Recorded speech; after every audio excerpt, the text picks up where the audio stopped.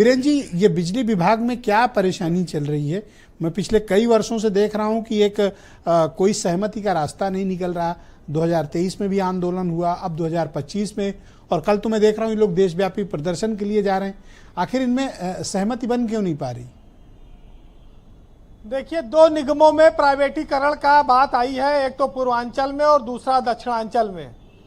दोनों निगमों में अगर मिलाकर देखा जाए तो करीब 42 जिले शामिल हैं और ऐसे में 33 जिले बसते हैं मध्यांचल और पश्चिमांचल और केस्को मिला के। तो अगर 42 जिले, आधे से ज़्यादा उत्तर प्रदेश में प्राइवेट सेक्टर में बिजली देने की सरकार की योजना है, जैसा कि चर्चा चल रही है। अब इसके लाभ और हानियों पर चर्चा हो रही है।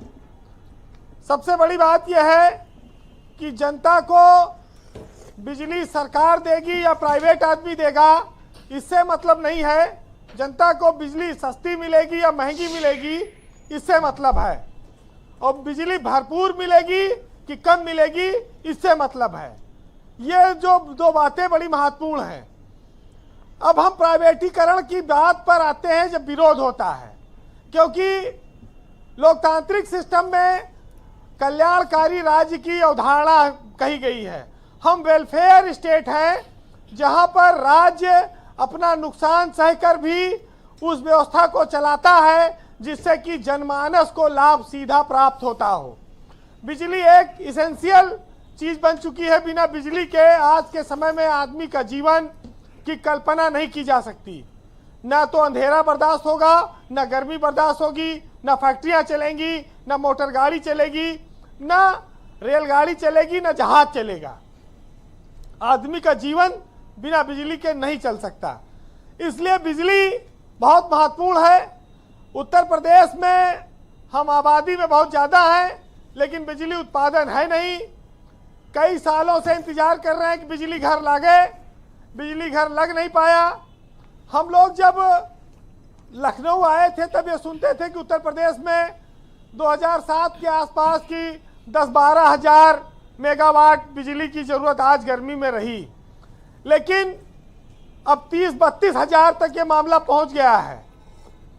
तो जब रात दिन सुरसा के मुंह की तरह डिमांड बढ़ती जा रही है और बिजली घर लग नहीं रहा है, तो बिजली आएगी कहाँ से? बाहर से खरीद के आएगी, और जब खरीदी जाएगी तो वो महंगी मिलेगी। असमानता हमेशा महंगाई को जन्म देगी, अराजकता को जन्म देगी, प्राइवेटीकरण को जन्म देगी। जी ब्रजेश जी, वेलफेयर स्टेट ये नहीं कहता है कि जो चीज घाटे में है उसको बेच दिया जाए। पुलिस कोई हमें मुनाफा कमा के तो देती नहीं है। इसका मतलब सरकार पुलिस को बेच दे। बेचने का कंसेप्ट एक अलग है, सुविधा देने का एक कंसेप्ट अलग है। ठीक है, मैं कहता हूं कुछ बेचना हो तो पीडब्ल्यूडी बेच दो। बहुत परेशान किए जनता को, इन्हीं को बेच दो। देखिए, ये संयोग है कि कल्याण सिंह ने ही पहले बिजली बोर्ड खत्म करके डिस्काम बनाए थे, भाजपा के मुख्यमंत्री थे वो। आज बात आई है कि बिजली विभाग के निगमों का प्राइवेटीकरण किया जाए। ये एक संयोग भी हो सकता है, लेकिन लोग इसके पक्ष में है या खिलाफ में है। सरकार इसको खुले मन से एक जनमत संग्रह करा ले, चौपाल करा ले, क्योंकि एक बड़ी समस्या तब आ सकती है जब गांव में प्रीपेड मीटर लग जाएगा। जो आदमी 5 किलो राशन पर निर्भर है, वो 1500 रुपया बिजली बिल कैसे दे पाएगा?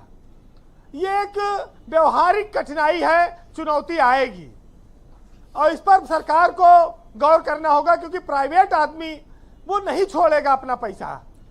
ब्रजेश जी, चाहे बकरी जवान हो चाहे बूढ़ी हो, कसाई का काटत है और उसी रेट पे बेचता है जो मार्केट में चल रहा है, और कहता है कि बकरा गोश्त है। तो वही हाल समझ लो कि जब प्राइवेट आदमी के हाथ में चला जाए तो वो एक बकरा कौन है वीरेंद्र जी? बकरा कौन है? वो एक कटेगा निचोड़ लेगा। अच्छा, राज बताएंगे यार, कटेगा कौन? विजय जी, अब वो जमाना नहीं रहा। कितने लोग यहाँ बैठे हैं जो ढेवरी की रोशनी में भी पढ़े होंगे। हाँ। और अरे हम खुद ही पढ़े लोग हैं जो सुन रहे होंगे। अब संडा जी भाई बड़े परिवार से न पड़े होंगे, संजय जी बड़े परिवार से न पड़े होंगे। लेकिन समस्या यह है कि अब तो मट्टी तेलो बंद हो गया मिला, अब ढेबरी जले कहाँ से? अगर ढेबरी जलाना चाहो तो मट्टी तेल बंद है। समस्या इसी बात की है। लेकिन देखिए, देखो उनको याद है मिट्टी हमारे का यहाँ तेल एक सब जोक चाहते चलता है थे, ब्रजेश जी गाँव केरोसिन भी में। बोलते, लेकिन गांव में उसे मिट्टी का ही तेल कहते थे। ब्रजेश जी, ये देखिए गांव से जुड़े वीरेन जी ना, तो मेमोरी भी इनके भीतर है। वो देखिए अपने यहाँ गांव में एक जोक चलता है कि मास्टर ने बच्चे से पूछा कि बेटा ये बताओ बिजली कहाँ से आती है? तो बच्चे ने कहा कि मास्टर जी बिजली मामा के घर से आती है। तो उन्होंने कहा ये कैसे? कहीं हमारे घर में जब जब बिजली कटती है तो पापा कहते हैं सालों ने बिजली काट दी। तो हमारे पापा साले तो हमारे मामे हुए, तो हमें तो यही पता है। तो ये कंक्लूड करें वीरेन जी। व्यवस्था देखिए आप। जी अच्छा, घर की बिजली की रेट अलग, दुकान की बिजली की रेट अलग, फैक्ट्री की बिजली की रेट अलग, इतने मीटर में इतनी यूनिट से ज़्यादा खर्च करबो तो इतना अलग, सरचार्ज अलग, कितना टैरिफ है कि इतना आसान नहीं है इन झंझटों से बच के निकल पाना। फिलहाल प्राइवेटीकरण दुनिया के किसी देश में सफल होगा, लेकिन ये हर समस्या का हल नहीं हो सकता है। बिजली उत्पादन बढ़ाना होगा, घाटा कम करिए, कोई रोक नहीं रहा है। लेकिन बिजली इंजीनियरों के जो मुफ्तखोरी है, कमीशन खोरी है, अब इनसे कहिए कि साहब 4 खंभा लगना है, एस्टीमेट बना देंगे 5 लाख का।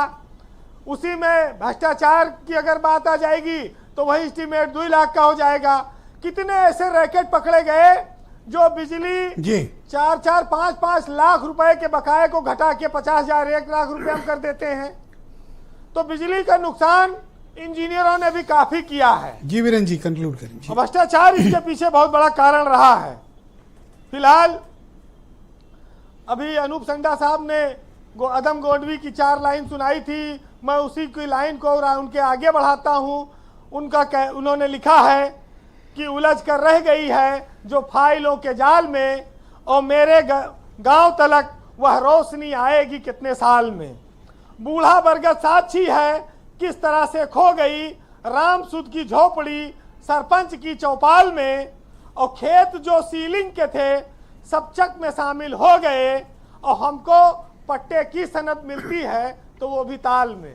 बहुत शुक्रिया वीरेन जी, बहुत धन्यवाद ग्राउंड जीरो से अपना फीडबैक, ओपिनियन और ऑब्जर्वेशंस हमें देने के लिए। बहनों भाई क्विक राउंड है और सबको 1-1 मिनट का वक्त मिलेगा अपनी बात रखने के लिए। मैं शैलेंद्र दुबे जी को आमंत्रित करता हूं। दुबे जी, बीजेपी ने